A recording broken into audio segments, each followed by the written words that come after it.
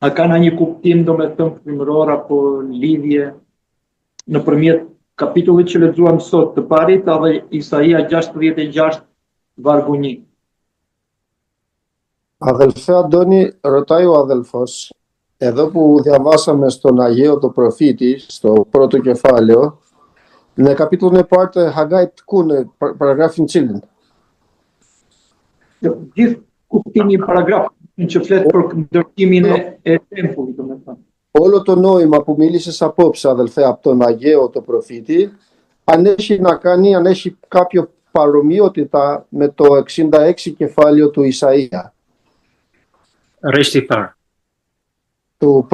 Του πρώτου εδαφίου, δηλαδή του 66 κεφαλίου από τον Ισαΐα. Ναι, έχει σχέση, πες του. Διαβάστε το όμως. Το πρώτο εδαφίου, Ναι, τα δύο εδάφια πρώτα διαβάστε. Ναι. Ka të bëje, thot vëlla Arbeni, 2 paragrafet e parë lexojmë.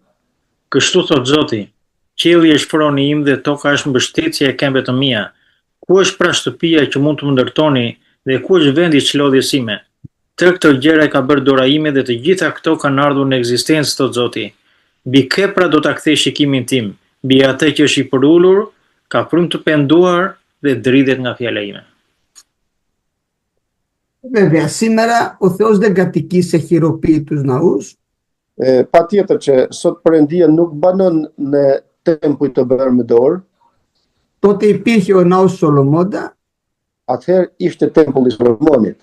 Ο Κύριος μας είπε, χαλάσατε, είπε στους Ισραηλίτες, το ναόν τούτο, εννοούσε το σώμα του, και σε 3 μέρες άλλον αχειροποίητο θέλω οικοδομήσει.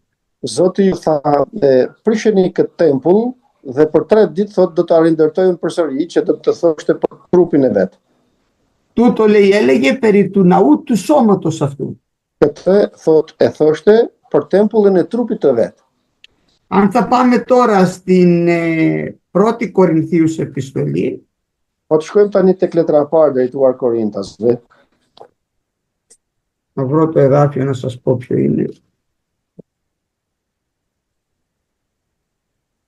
Είναι στο 6 κεφάλαιο. Në kapitullin e 6. Και το εδάφιο μάλλον διαβάσα πρώτα απ' όλα από το 3ο κεφάλαιο και 16 εδάφιο. 16-17. Përpara në kapitullin e 3, 16 dhe 17. A nuk e dini ju se ju jeni tempulli i Perëndisë dhe se fryma e Perëndisë banon në ju? Në qoftë se dikush e prish tempullin e Perëndisë, Perëndia do ta prish atë sepse tempulli i Perëndisë i cili jeni ju është i shenjtë. Το ίδιο λέει και στο εδάφιο στο 6 κεφάλαιο 18 και 19. Po në njëjtën gjë thot tek kapitulli 6, paragrafin e 18 dhe të 19. Largoni nga kurvëria. Çdo mëkat që kryen njeriu është jashtë trupit, por ai që kurvëron mëkaton kundër trupit të vet. A nuk e dini se trupi juaj është tempulli i frymës së shenjtë që është në ju, të cilin e keni nga Perëndia dhe se nuk i përkisni vetvetes? Εδώ λέει ότι είναι το σώμα μας ναός του Αγίου Πνεύματος. Εμείς τώρα είμαστε ο ναός.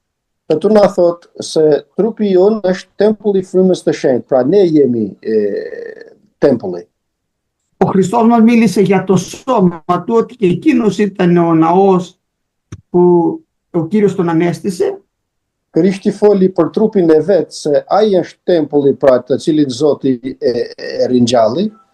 Και εδώ ο Παύλος μιλάει για μας τώρα, ότι είναι το σώμα μας ναός του Αγίου Πνεύματος. Dhe këtu Pali thot për ne se trupi jon është tempulli i frymës së shenjtë. Να πάμε τώρα και στην πρώτη επιστολή του Πέτρου, δεύτερο κεφάλαιο. Po shkojmë tani tek letra e parë apostullit Pjetër në kapitullin e 2.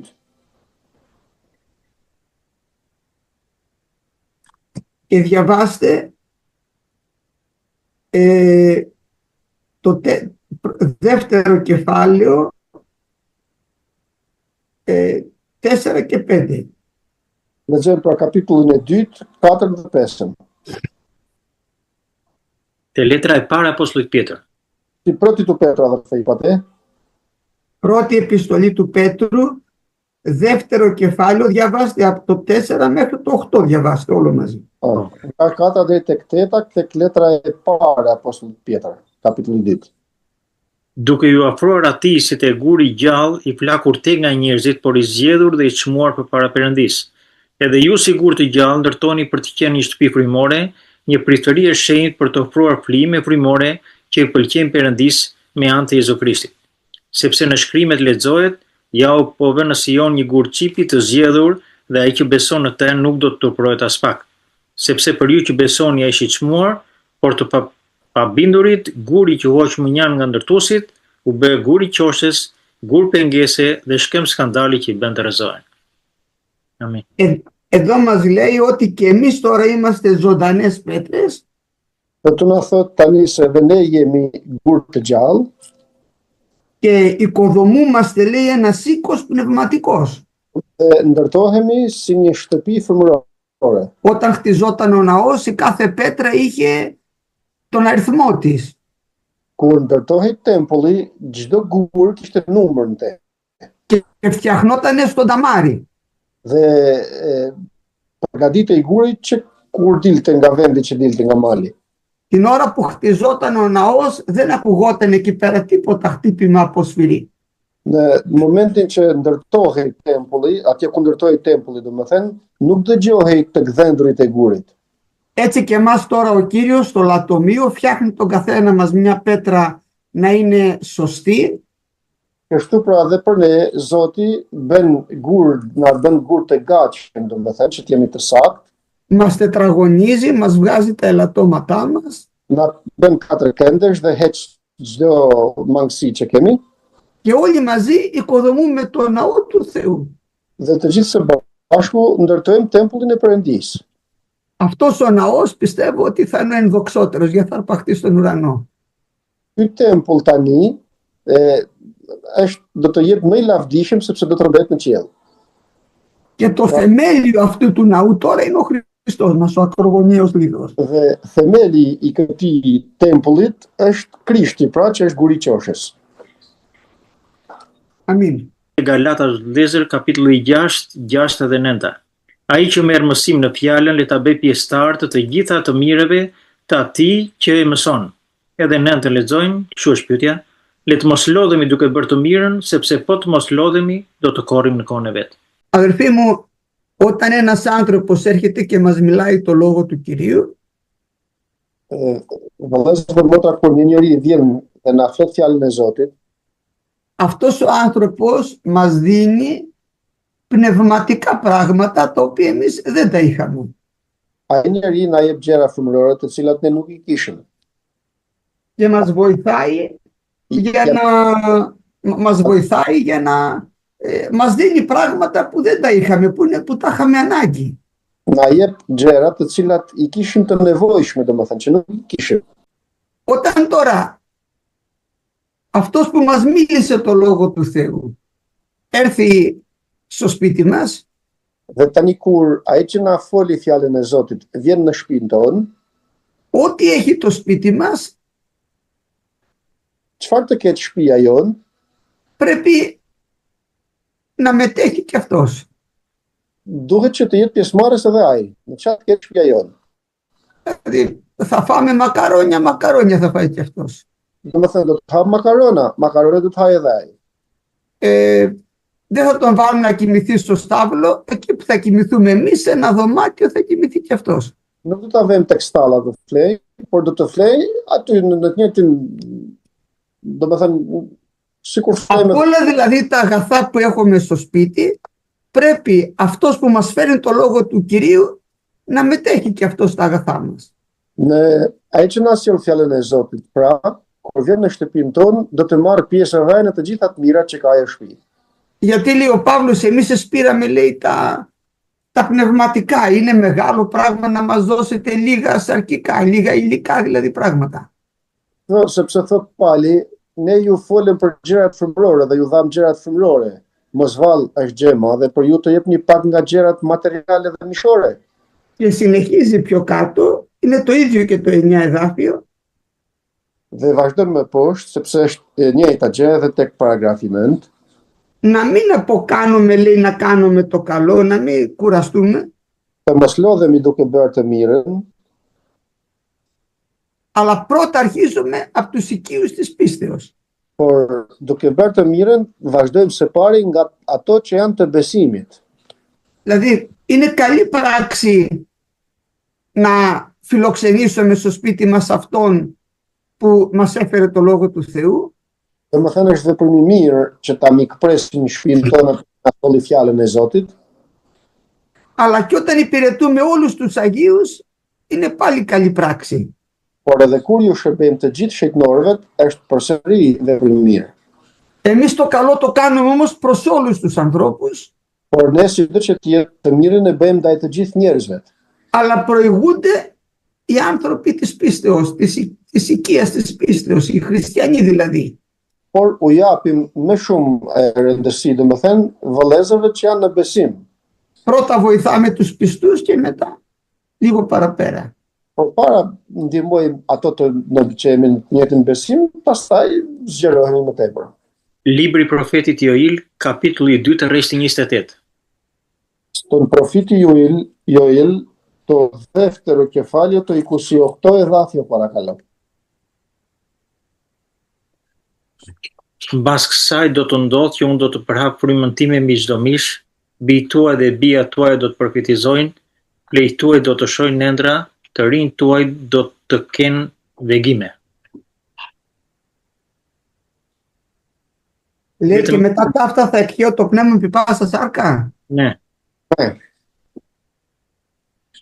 Ναι, τι θέλετε πάνω σε αυτό?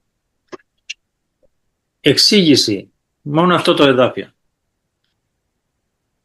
Ναι, μετά δηλαδή αφού και σας ευλογήσω και πιστέψετε στο Χριστό, θα μας το εξηγήσει αυτό το εδάφιο ο Πέτρος την ημέρα της Πεντηκοστής.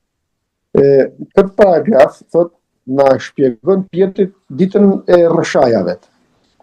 Στο δεύτερο κεφάλαιο των πράξεων, Në kapitullin e 2 të veprave të apostujve,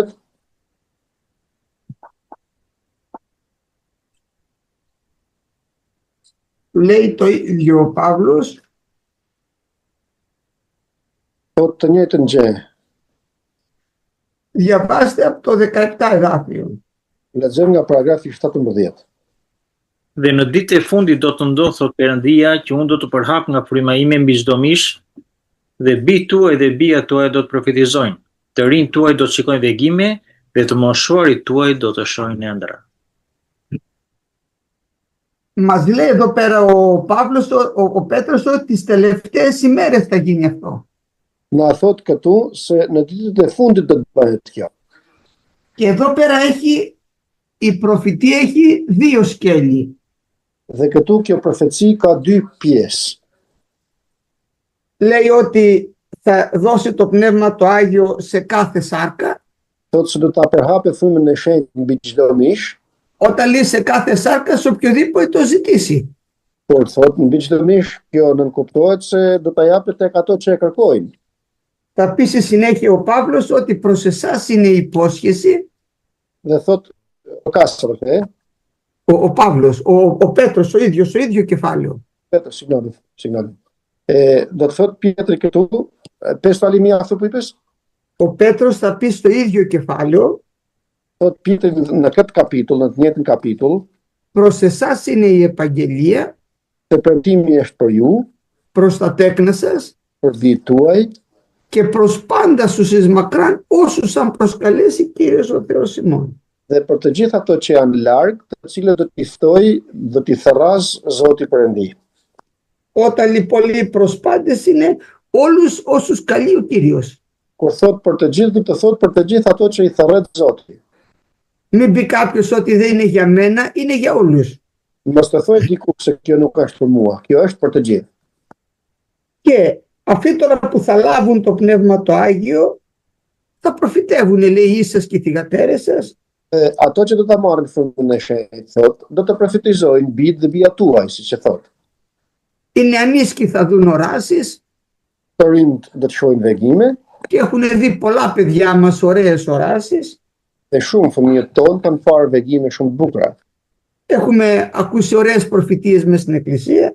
Kemi dëgjuar gjithashtu dhe profeci shumë të mira në Kish, και οι πρεσβύτεροι θα ερυπνιαστούν ενύπνια. dhe të moshuarit thotë do të shohin ëndra. Προσέξτε τώρα στο 18. Shikoni tani se ç'thot tek 18-a. Αυτό που λέει εδώ πέρα ο Πέτρος, το 17 εδάφιο, είναι η πρώτη έκχυση του Αγίου Πνεύματος την ημέρα της Πεντηκοστής.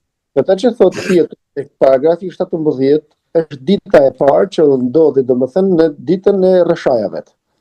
Στο 18 εδάφιο Kurse në είναι η δεύτερη έκχυση του Αγίου Πνεύματος, είναι η σημερινή μας περίοδος. kurse në paragrafin e 18 është rradha e dytë e dhënies së frymës të shenjtë, pra është periudha ose koha e jonë sot. Λέει, και ακόμα και έτσι δηλαδή επί τους δούλους μου και επί τας δούλας μου εν τες ημέρες εκείνες Dhe thot se mbi shërptorët dhe shërptorët e mi në ato ditë θα εκχέω από το πνεύμα μου και θα προφητεύουν. Όπως δηλαδή έγινε τις πρώτες ημέρες, θα γίνει και στις τελευταίες ημέρες. të përhap frymën time të shenjtë, sikur bën në ditët e para, pra do të bëhet edhe në këtë ditë. Μετά τώρα από την έκχυση του Αγίου Πνεύματος, αφού και φύγει η Εκκλησία, Tani pas kësaj dhënies të frymës të shenjtë, pasi të ketë ikur kisha, pra, το 19 και το 20 εδάφιο είναι οι ημέρες του Αντίχριστου. në paragrafin e 19 dhe të 20 janë ditët e Antikrishtit. Και θέλω δείξει τέρατα στον ουρανό Ne do të bëjmë mrekulli lart në qiell, και επί της γης κάτω αίμα και πυρ και ατμίδα καπνού, θα πέσουν και πυρηνικά. dhe shenja poshtë mbi tokë, gjak, zjarr, avëlltymi, pra do të bjen gjërat atomike. Και λίγο πριν κατέβει ο Κύριος, Dhe pak përpara se të zbresë Zoti, θα χάσει ο ήλιος το φως του. do të humb dielli dritën e tij. Μέσα τώρα σε όλη αυτή την περίοδο Tani në gjithë këtë periudhë, domethënë, και στις ημέρες που εκχέει το Πνεύμα το Άγιο dhe në ditët që jep përhap frymën e shenjtë, και στις ημέρες που θα περνάνε τη μεγάλη θλίψη του Αντίχριστου, dhe në ditët që do të kalojnë pikëllimin e madh në ditët e Antikrishtit, όποιος επικαλεστεί το όνομα του Κυρίου θα σωθεί. kushdo që do të tharras emrin e Zotit do shpëtohet. Είναι δηλαδή περίοδος που μπορεί όποιος θέλει να σωθεί. Pra është periudhë ku kush të dojë dhe të tharras emrin e Zotit të shpëtohet. Αμήν. Η σωτηρία δηλαδή ξεκίνησε την ημέρα της Πεντηκοστής η Εκκλησία και Vazhdimi, τελειώνει λίγο πριν κατέβει ο Κύριος στη δεύτερη έλευση, μετά την αρπαγή της Εκκλησίας. shpëtimi fillon pra që në ditën e parë të kishës së parë apostolike dhe deri me ardhin e Zotit tonë Jezu Krisht në ardhin e dytë, domethënë që do të vijë. Αμήν.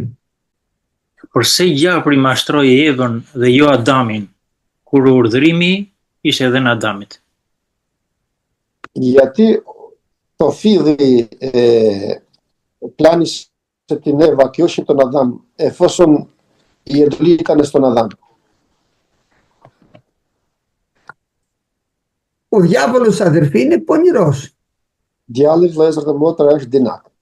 Λέγεται διάβολος γιατί διαβάλλει, δηλαδή διαστρεβλώνει το ίσιο, το κάνει στραβό.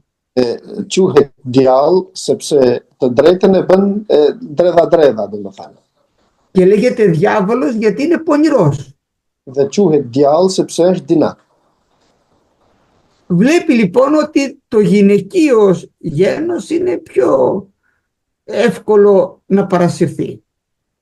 Shef pra se si gruaja është më e lehtë që të, domethënë gjinia femërore është më e lehtë që të mashtrohet. Θα το πει ο Απόστολος Παύλος ότι η γυναία πατηθής έγινε παραβάτης. Δηλαδή πρώτα η γυναίκα ξεγελάστηκε από τον όφη.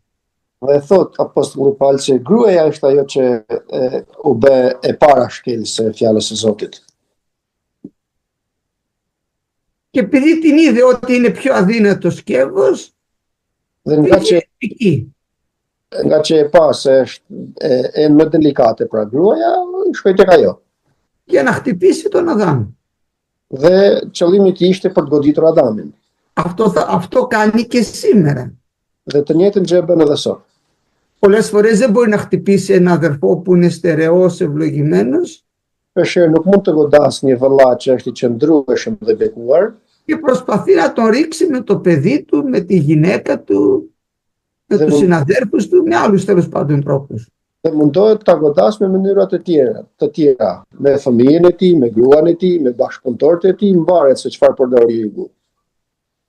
Ψάχνει δηλαδή ο διάβολος ποιο είναι το αδύνατο σκεύος για να κάνει ζημιά στην οικογένεια και στον αδερφό και στον εργάτη του Ευαγγελίου.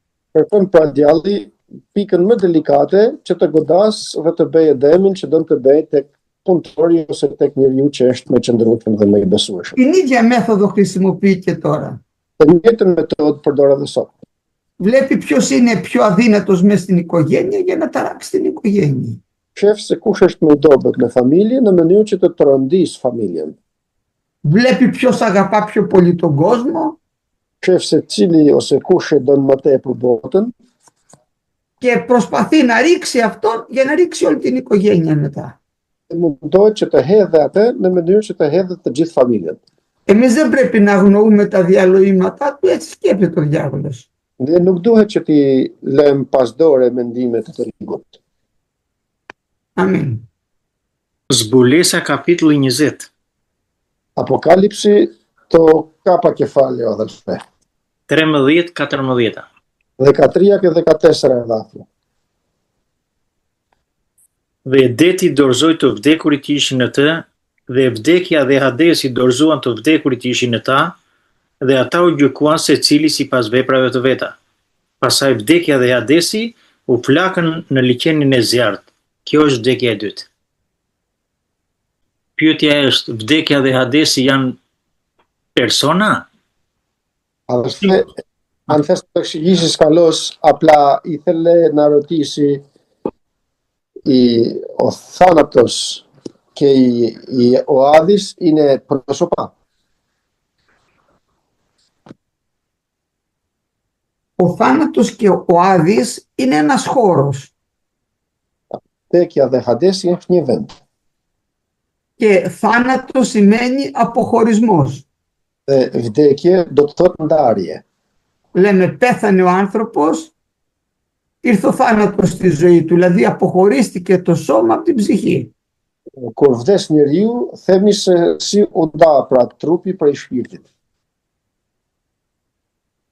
Ο Άδης λοιπόν είναι ένας τόπος όπου εκεί είναι αυτοί οι οποίοι έχουν ήδη χωριστεί από το Θεό. Hadesi është një vend në të cilin janë ato persona të cilët janë të ndarë prej Perëndisë. Παραδείγματος χάρη στο βάθος του Άδη είναι ο Τάρταρος. Për shembull, në thellësi të Hadesit është Tartara. Σε άλλο σημείο το λέει η Άβυσσος. Në vende të tjera thot është Humnera. Όταν λοιπόν θα γίνει η δεύτερη Ανάσταση, Kur të bëhet ringjallja e dytë, εκεί μέσα είναι κλεισμένα δαιμόνια στον Τάρταρο. atje pra në atë Humnerën ose në Tartar janë të mbyllur demon. Και σε αυτό το χώρο δηλαδή είναι κλεισμένα τα δαιμόνια. Dhe në atë vend pra janë të mbyllur demonët. Θυμάστε τον Κύριό μας που είπε ότι πηγαίνετε στην Άβυσσο, είπε στα δαιμόνια που μπήκαν μέσα στους χείρους. Ju kujtohet se si u tha demonëve që ishin tek derrat, që i hodhi tek derrat, domethënë demonet që ishin tek ai njeriu. Εκείνα του έλεγαν ήρθες πριν από καιρό να μας βασανίσεις. Ato i thonin se erdhe përpara kohët të na mundosh. Γιατί όποιος πάει εκεί στον Τάρταρο δεν μπορεί να ξαναβγεί πια, είναι τέλειωσε. Sepse kush të shkojë atje në Tartar nuk mund të dalë më prej atje, pra është fundi. Αυτοί κατευθείαν από τον Τάρταρο θα πάνε στην κόλαση, στη λίμνη του Πυρός. Ato direkt nga Tartari do të shkojnë në Ferr, pra në liçenin e zjarrit. Γι' αυτό λέει και ο θάνατος, αυτοί τώρα που ήταν ήδη πεθαμένοι εκεί μέσα, και ο Άδης που τους φύλαγε, όλος αυτός ο χώρος μεταφέρεται στη λίμνη του Πυρός. Për këtë arsye thotë se dhe vdekja dhe Hadesi, pra janë vend ku janë të vdekurit që janë në Hades, domethënë të cilët do të shndërrohen dhe do të shkojnë në liçenin e zjarrit. Jo të Αυτός shndërrohen, είναι ο δεύτερος θάνατος, έτσι. dhe kjo është vdekja e dytë. Λέει στο 14, αυτός είναι ο δεύτερος θάνατος, δηλαδή είναι τέλειος αποχωρισμός πλέον από το Θεό. E thot pra tek 14 se është vdekja e dytë, pra është ndarja e përfundimtare e njeriut nga Perëndia. Ο πρώτος θάνατος είναι αποχωρισμός ψυχής από σώμα Vdekja e parë është ndarja e shpirtit prej trupit, και ο δεύτερος θάνατος είναι χωρισμός της ψυχής από το Θεό. dhe vdekja e dytë është ndarja e shpirtit prej Perëndisë. Από εκεί και πέρα δεν θα ξαναδούνε ποτέ το Θεό, ούτε αγαθά του Θεού, τίποτα. Ato s'do ta shohin kurrë Perëndin dhe as të mirat e Perëndisë. Γι' αυτό λέει και ο θάνατος και ο Άδης. Αυτοί δηλαδή που φυλασσόταν εκεί μέσα, που ήταν ήδη θανατωμένοι για την αμαρτία τους, θα πάνε κατευθείαν στη λίμνη του πυρόσαφη. Τα δαιμόνια αυτά δεν θα ξανακριθούν, είναι ήδη κρυμμένα και είναι ήδη στον Τάρταρο. Pra të gjithë ato që janë atje në Hades, që themi këto për vdekjen dhe Hadesin, janë të gjikuar dhe janë gati për në ferr. Γι' αυτό θα πει ο Ιούδας, Për këtë do të thotë Juda, να το διαβάσουμε το εδάφιο αυτό στον Ιούδα, ta lexojmë këtë paragraf tek Juda. να δούμε ποια είναι αυτή η περίπτωση. Ta shohim se cili ç'është ky rast, domethënë.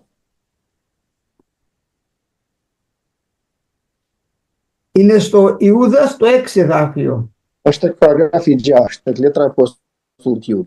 Ai i ruajti me pranga të përjetshme në errësirën për gjyqjen e ditës së madhe dhe engjëjt që nuk e ruajtën gjendjen e tyre të parë, por e lanë banimin e tyre. Οι άγγελοι λοιπόν οι οποίοι δεν φύλαξαν την εαυτόν αξία, Engjëjt pra që nuk e ruajtën vlerën që kishin, pra gjendjen e tyre të parë, αυτά είναι δαιμόνια τα οποία ήταν απίθαρχα δαιμόνια, έτσι όπως αυτά που τα έστειλε στην Άδης ο Κύριος. janë demon pra që ishin të pabindur, sikur ishin ato në Hades që i dërgoi Zoti. Τα έβαλε ο Κύριος μας λέει στον Τάρταρο I çoi Zoti në Tartar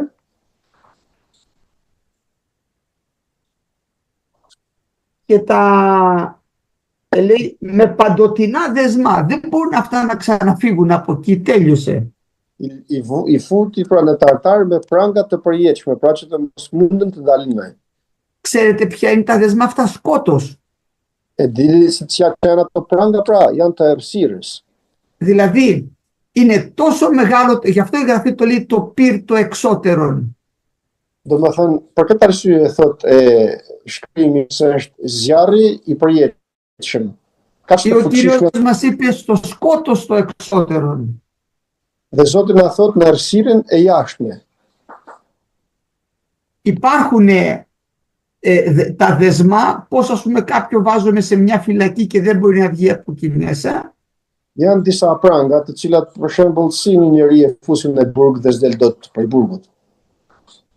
Έτσι τα δαιμόνια κλείνονται σε ένα τέτοιο χώρο σκοτεινό Kështu dhe demonet mbyllen në një vend të tillë të errët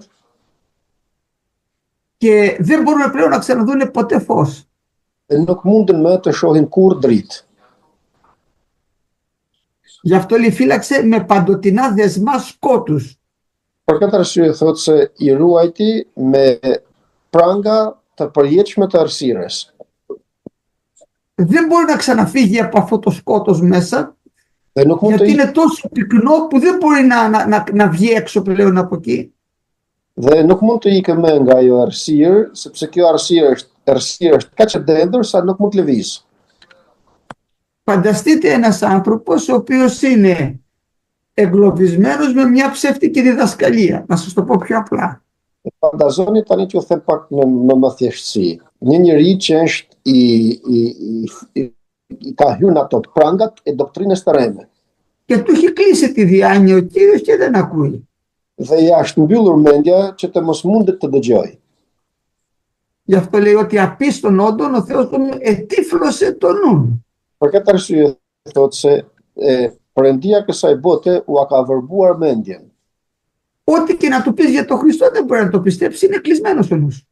Çfarëdo që ti thuash për Krishtin nuk mundet ta besoj, është e mbyllur mendja e tij. Έτσι αυτά τα πνεύματα έχουν ένα τέτοιο πνευματικό σκοτάδι, είναι δύσκολο να το εννοήσουμε, αλλά προσπαθώ να σας το μεταφέρω. Ashtu edhe këto, pra, në tartar, janë të lidhur, në është e vështirë që t'ua shpjegoj, por aq sa të mundem, domethënë, për këtë arsye e thashte. Τα πνεύματα δεν μπορεί να τα κρατήσει η ύλη, δεν χρειάζεται να τα βάλει σε ένα δωμάτιο μέσα. Είναι πνεύμα, βγαίνει, φεύγει. Δεν μπορεί να σταθεί εκεί. Nuk mund t'i mbajeni diçka materiale, pra që t'i fusish në një dhomë dhe t'i mbyllësh atje, që dalin, ikun. Αυτό που δεν μπορεί να ξεπεράσει το πνεύμα είναι το σκότος. Por atë që nuk mund ta kaloje fryma është errësira, s'mund ta depërtoj. Είναι η τύφλωση της ψυχής που δεν μπορεί να δει παρά έξω και μένει εκεί εγκλωβισμένος στην αιώνια πόλη, μακριά από το Θεό. Është verbimi i shpirtit që nuk mund të dalë më jashtë, domethënë dhe mbetet në ato prangat e errësirës. Mbas rrëmbimit të kishës, për ata që do ngelen në tokë, do ketë më shpëtim. Μετά την αρπαγή της Εκκλησίας, για αυτούς που θα μείνουν κάτω, θα υπάρχει και άλλη ευκαιρία για αυτούς για σωτηρία. Βέβαια υπάρχει ευκαιρία. Patjetër që ekziston rasti, domethënë mundësia për shpëtim. Αυτό δεν διαβάσαμε τώρα εις πράξεις των Αποστόλων. Këtë nuk lexuam tani tek Veprat e Apostujve. Πριν έρθει η επιφάνεια, η δεύτερη έλευση δηλαδή, Përpara se të vijë për të dytën herë pra Krishti, όποιος επικαλεστεί το όνομα του Κυρίου θα σωθεί. kushdo që do të tharrasë emrin e Zotit do të shpëtohet. Προϋπόθεση βέβαια να μην έχει βάλει το χάραγμα, έτσι. Por me kushtin që të mos ketë vendankën. Για να το δείτε αυτό θα πάμε στην Αποκάλυψη. Që ta shihni këtë do të shkojmë tek zbulesa. Το κεφάλαιο στο 7 κεφάλαιο Tek kapitulli 7, και διαβάστε από το 13 μέχρι το 16. lexojmë nga Ne, po. 13-16 deri te 16. Kapitulli 7 tek zbulesa. Pastaj një nga pleqt mu drejtua duke më thënë, cilët janë këta që janë veshur me rroba të bardha dhe nga kanë ardhur? Dhe unë i thash, im Zot ti e di. Atëra im tha, këta janë ata që kanë ardhur nga shtrëngimi i madh dhe i ka larë rrobat e tyre dhe i kanë zbardhur me gjakun e qenjit. Prandaj dhe janë përpara pronit të Perëndisë dhe i shërbejnë atij ditë e natë në tempullin e tij, dhe ai që rri ulur mbi pronë do të banojnë në mes tyre. Πιο πάνω στο 9 λέει ότι αυτοί είναι από όλες τις φυλές, τα έθνη και τις γλώσσες και τους λαούς. Më lart tek 9 thotë se ato janë nga të gjitha popujt, kombet dhe gjuhrat. Και ρωτάει ποιοι είναι αυτοί. Dhe pyet kush janë ato? Λέει, εσύ ξέρεις Κύριε, δεν ξέρω Ιωάννης να πει. Dhe thotë ti e din o Zot, nuk dinte pra Gjoni të thoshte. Και του απαντάει ο άγγελος του Κυρίου, αυτοί έρχονται από τη θλίψη τη μεγάλη. Dhe ju përgjigje angjulli i Zotit duke thënë se ato vinë nga shtrëngimi i madh. Και έπλυναν και λεύκαναν τις στολές τους στο αίμα του αρνίου. Άρα θα σωθούν πολλοί άνθρωποι. Dhe i kanë larë rrobat e tyre dhe i kanë zbardhur me gjakun e qenjit, pra do të shpëtohen shumë njerëz. Επίσης οι Εβραίοι όλοι θα σωθούν εκείνες τις ημέρες. Gjithashtu edhe hebrejt, të gjithë hebrejt do të shpëtohen ato ditë. Πώς θα σωθούν όμως? Por si do të shpëtohen? Λέει στον προφήτη Ζαχαρία, θα κοιτάξουν σε εκείνο τον οποίο εξεκέτησαν. Thot tek profeti Zaharia se do të shohin tek ai, do të hedhin shikimin tek ai që te i shpuan. Και θα κλάψουν για τον Χριστό όμως όπως κλαίει κάποιος όταν χάνει το μονογενή του παιδί. Dhe do të qajnë, thot, për Krishtin, sikur se dikush ka humbur birin e tyre të vetëm i lindur. Γι' αυτό στέκονται ενώπιον του Θεού και του αρνίου. Për këtë arsye qëndrojnë përpara Perëndisë dhe qengjit. Άρα θα σωθούν πάρα πολλοί άνθρωποι. Atëherë pra do të shpëtojnë shumë njerëz. Προϋπόθεση βέβαια να μην έχουν βάλει το χάραγμα, γιατί αν το έχουν βάλει δεν μπορούν να επικαλεστούν το όνομα του Κυρίου. Por me një kusht që të mos kenë vendankën, sepse nëse dikush ka vendankën, atëherë nuk mund të tharrasë emrin e Zotit. Αμήν. Kapitulli 17 zbulesa. στο Ιώτα Ζήτα, δηλαδή στο 17 κεφάλαιο της Αποκάλυψης, αδελφέ. Rishti i 9. Το 9 εδάφιο. Ιώτα Ζήτα 9. Këtu është mendja që ka dituri. Të 7 krerët janë 7 malet ku ulet gruaja. Pyetja është, bëhet fjalë për Romën, për Italinë? Για την γυναίκα που λέει, αδελφέ, ρωτάει για τη Ρώμα, για την Ιταλία. Όχι, όχι, καθόλου. Jo as pak, thot. Το λένε πολύ αυτό, αλλά δεν στέκει. Thojnë shumë këtë, por jo, nuk është kështu. Να σας το εξηγήσω όμως, να σας πω γιατί. Por dua t'ju a shpjegoj për t'ju thënë se përse nuk është Roma. Τα 7 κεφάλια λέει είναι 7 όροι που κάθεται η γυναίκα. 7 krerët, thot, janë 7 male në të cilat rri ulur gruaja. Είναι όμως, προσέχτε, και 7 βασιλείς. Por janë edhe 7 mbretër. Οι 5 έπεσαν. 5 prej tyre kanë rënë. Την εποχή δηλαδή που γράφει ο Ιωάννης είναι κάποιο αυτό κράτος το οποίο έχει 5, οι οποίοι 5 βασιλείς έχουν πέσει. Në kohën që shkruan Gjoni, janë ato 5 mbretërit të cilat kanë rënë në atë kohë. Ο άλλος είναι τώρα δηλαδή που μιλάει ο Ιωάννης, υπάρχει αυτός. Tjetëri është, thot, pra në momentin që flet Gjoni atëherë, ishte atëherë. Ο έκτος. I 6. Ο έβδομος δεν ήρθε ακόμα. I 7 nuk ka ardhur akoma. Και όταν έρθει, ο λίγο πρέπει να μείνει. Dhe kur të vi, pak do të qëndroj, pra pak do të mbetet. Προσέχτε τώρα.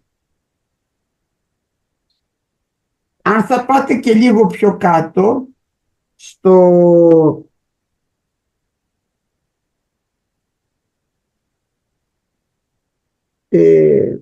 θα σας δείξω.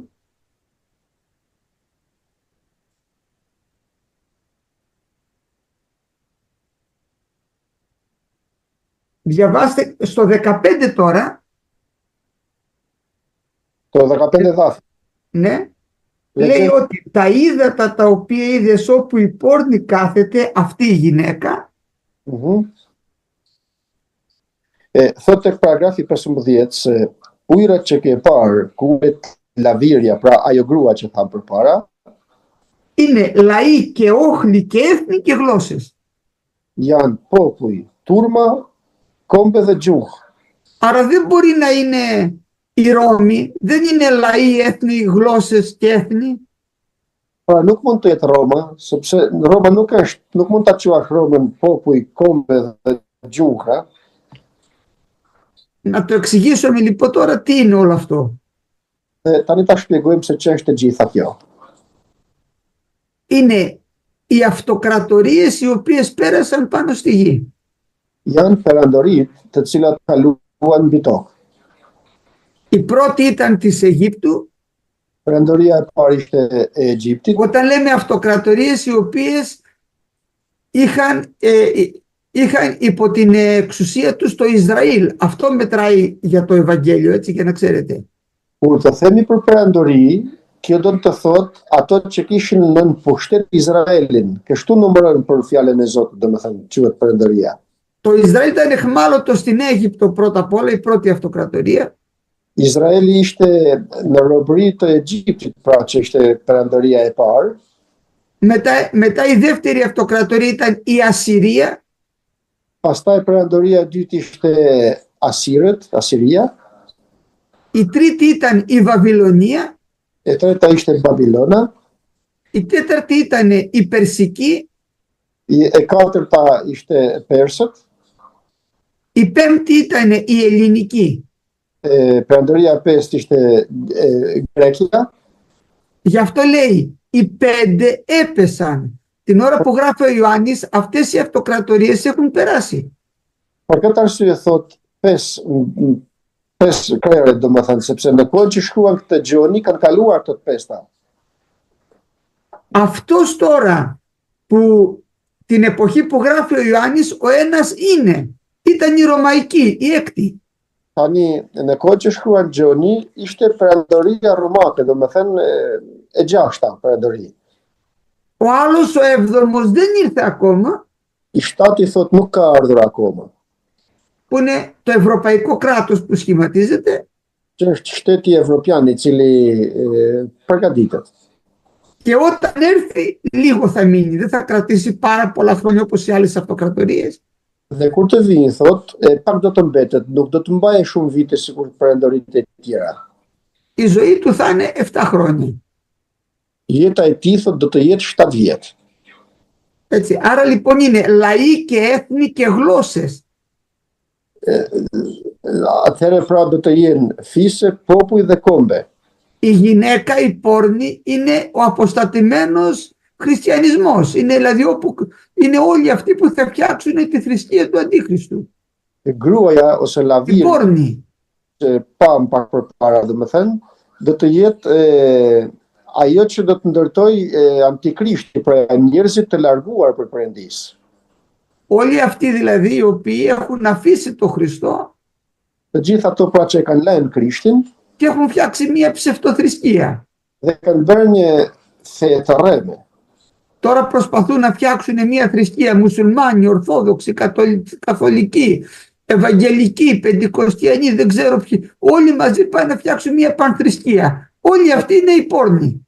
Tani duan të bëjnë një kishë të përbashkët, domethënë, që të jenë ungjillor, pendikostis, musliman, katolik, të gjithë së bashku, domethënë të bëjnë një besim përgjithshëm.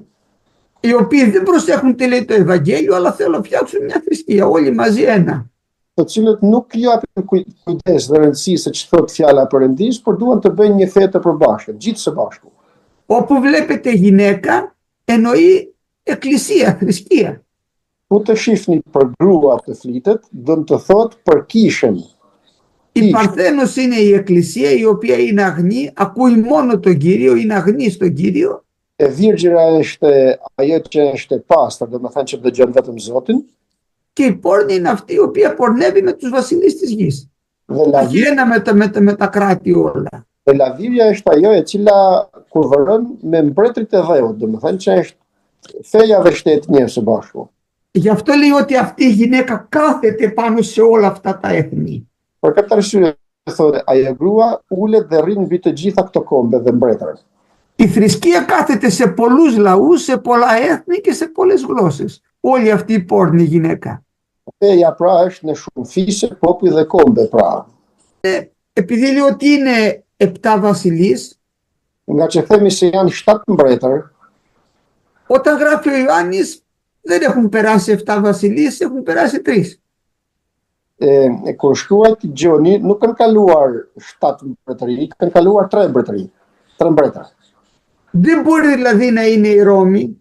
Nuk mund të jetë pra Roma. Δεν έχουν πέσει οι 5 και είναι τώρα ο 6ος. Nuk kanë rënë të 5 dhe tani është i 6. Το καταλάβατε γιατί είναι. Ήτανε ο Αύγουστος ο πρώτος, Ishte Avgusti i pari, μετά ήρθε πώς τον λέγανε ο Τιβέριος, pastaj erdhi Tiberi, δεν θυμάμαι ποιος ήταν μετά ήρθε όταν γράφει ο Νέρονας. Δεν είναι οι 7 βασιλείς της Ρώμης. Στη Ρώμη πέρασαν πολλοί αυτοκράτορες. kaluan pra shumë perandor dhe nuk ishin ato 7 mbretërit të Romës. Έτσι, δεν βγαίνει δηλαδή να είναι. Επίσης, επειδή λένε έχει όρια γύρω-γύρω, είναι η Ιερουσαλήμ, ούτε αυτό στέκει. Mund të thuhet se është Jeruzalemi dhe as aty nuk është. Για να το καταλάβετε πρέπει να είναι. Όταν λέει όρος εννοεί στέκεται ψηλά, Që ta kuptoni, kur thot mal, do të thot se ajo qëndron lart. είναι βασιλείες που επικρατούσαν, που ήταν αυτοκρατορίες, γιατί κυβερνούσαν έθνη και λαοί και γλώσσες. Janë perandori, pra këto mbretër janë perandori sepse qeverisnin popull, kombe dhe fise. Μετά οι 5 είχαν πέσει την εποχή του Ιωάννη. Pastaj to pesë prej të shtatëve kanë rënë në kohën e Gjon, kishin rënë. Καταλάβατε γιατί λέμε ότι είναι τα 7 κεφάλια, ότι είναι οι 7 αυτοκρατορίες που πέρασαν πάνω από το Ισραήλ. Pra, a e kuptoni për këto 5 perandorit se ishin 7 perandorit përgjithsisht që kanë kaluar mbi Izraelin? Λένε πολλοί, γιατί δεν λέει την Οθωμανική Αυτοκρατορία? Shumë pyesin se pse nuk thot për perandorinë otomane. Γιατί μετά από τη Ρώμη, από το 70 μετά Χριστό, δεν υπάρχει Ισραήλ. Sepse në 70-ën pas Krishtit nuk ka më Izrael. Αναβιώνει τώρα που ξαναφτιάχνεται το Ισραήλ, που ξανά φτιάξε κράτο το Ισραήλ. Por ribëhet, domethënë tani që u bë përsëri Izraeli. Και το ευρωπαϊκό κράτος είναι η αναβίωση της Ρωμαϊκής Αυτοκρατορίας. Dhe shteti evropian është rimëkëmbja e perandorisë romake. Γι' αυτό θα πει στο Δανιήλ ότι το θηρίο, λέει αυτό, ήταν μέρος από πυλό και μέρος από σίδηρο. Κρατούσε δηλαδή της Ρωμαϊκής Αυτοκρατορίας κομμάτι. Për këtë arsye thot tek Danieli se figura që pa ishte një pjesë prej hekurit dhe një pjesë prej argjile. Domethënë ka Επίσης, perëndia nga perandoria romake. τα νύχια του θηρίου ήταν χάλκινα. Gjithashtu thotë thonjet bishës ishin prej bronzi. Ο χαλκός είναι η ελληνική αυτοκρατορία, θα το δείτε στο Δανιήλ. Bronzi është perandoria greke, do ta shihni këtë tek Danieli. Το άκρο λοιπόν της αυτοκρατορίας που θα φτάσει στο Ισραήλ θα είναι η Ελλάδα. Cepi ose këndi i perandorisë që do të arrijë deri në Izrael do të jetë Greqia. Καταλάβατε, δηλαδή δεν μπορεί να βγει να είναι η Ρώμη σε καμία περίπτωση. Pra nuk mund të jetë Roma në asnjë lloj rasti. Είναι αυτοκρατορίες γιατί είναι έθνη και λαοί και γλώσσες. Αμήν. Perandori sepse janë popull, kombe dhe fise.